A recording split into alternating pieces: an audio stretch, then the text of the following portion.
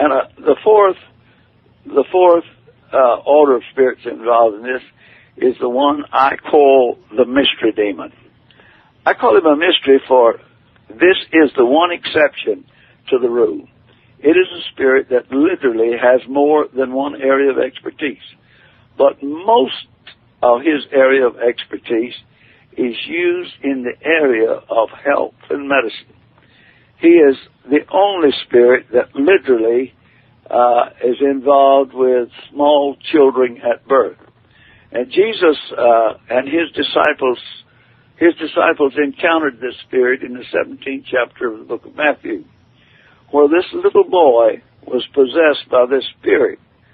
And I was teaching a seminar on spiritual warfare over in France one time, and we had 7 nations involved in this seminar, and we had some doctors, psychiatrists and medical doctors who attended this, because they were a group over in Europe that corresponded with one another since they got out of medical school, and they had been trying to come up with some answers to problems that they began to see in people, some physical manifestations that they had nothing in their past teaching about, and they somehow or another got on the subject of, could this really be the results of demon spirits? And they heard about our seminar, and they came and attended the seminar and asked several questions. I was able to ask them several questions as to their view, and they were concerned. So I read this portion in Matthew chapter 17 about the little boy, and I gave him the symptoms that he manifested, and I asked them for their diagnosis based on those symptoms. And without exception, every physician in that group diagnosed this child as being an epileptic. But he wasn't, you see, because Jesus cast that spirit out, and instantly he was healed. These manifestations were as a result of a spirit. It was a spiritual manifestation.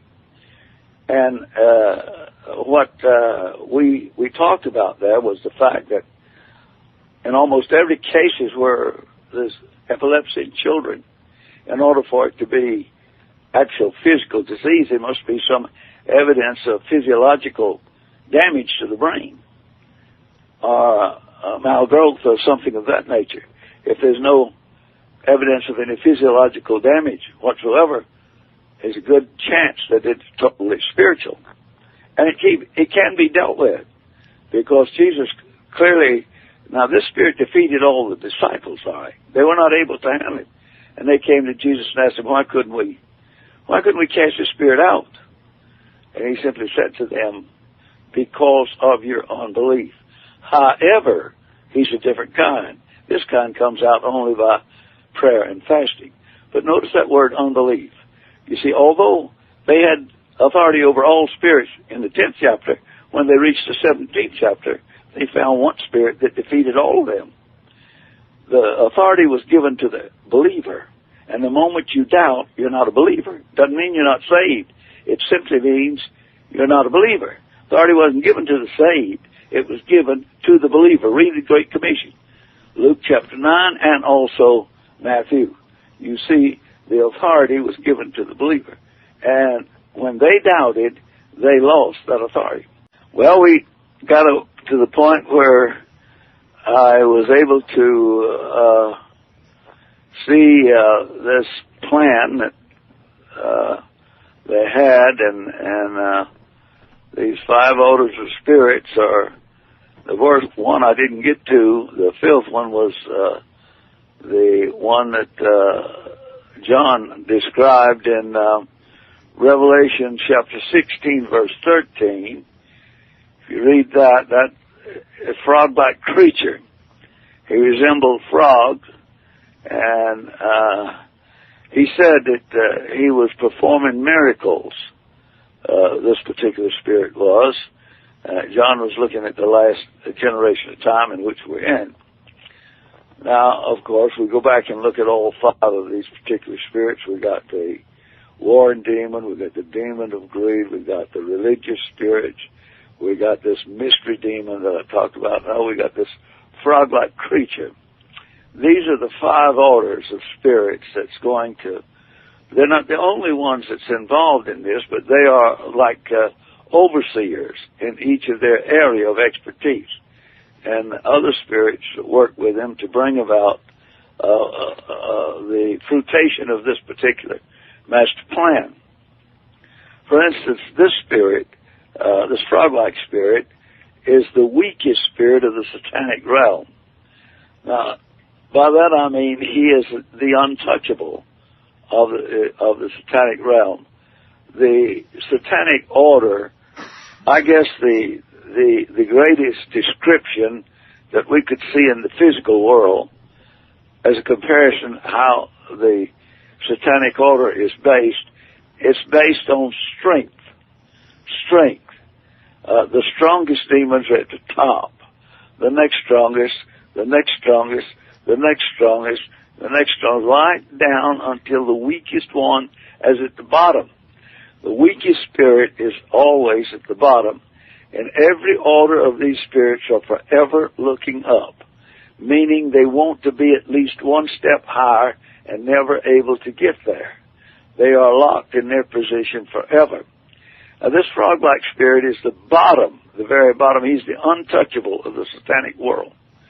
Now, I believe the Hindu caste system is a picture of what the closest thing we'll have in this world of what it looks to look at the satanic realm. But in the Hindu caste system, the people are born into their area of their level of existence. By birth, you gain your position in society. The untouchable there is at the bottom. And the untouchable in that system never has the ability to rise above his station in life.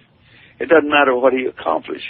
It doesn't matter if he marries above his level from another caste system, it doesn't raise him up, it pulls his spouse down to him. So the only hope he has is to live good enough life in his belief that he can die and come back in another higher order, and die and come back in another higher order, till he makes himself all the way to the top. That's the belief in the, simply stated, the belief in the Hindu caste system. But there's no hope in the demonic realm, because the princes are promoted from the strongest of the strong at the very top. They are the strongest of the strong. There's 2 great emotions in the satanic realm. There are emotion of love, no love, but hate and fear. They hate where they're at, but they fear their master. Now, both of those emotions are foreign to the human body. If you take on those 2 emotions and try to exist with them forever, they're going to destroy you and pull you to the lowest level, because they really were not designed for human beings. Hate and fear are not of God. Those 2 emotions from the satanic realm. And they're used by the satanic realm to pull human beings down physically, because they really want to kill you. They hate all humans because it was the seed of Eve that sealed their doom forever. Of course, that was Jesus. And he was the seed of Eve. And he sealed their doom forever. They know they are a defeated foe, but now their plan has been changed. So this satanic order, these 5 orders, have set about to bring the whole world into captivity. This frog-like spirit's job is sexual perversion. That is his main area of expertise. He is, and we see his area of expertise advertised before our eyes every day, every day. He plays a powerful role in the end time, and to the degree that mankind would rather face physical death than give him up, and whatever he has them conquered in.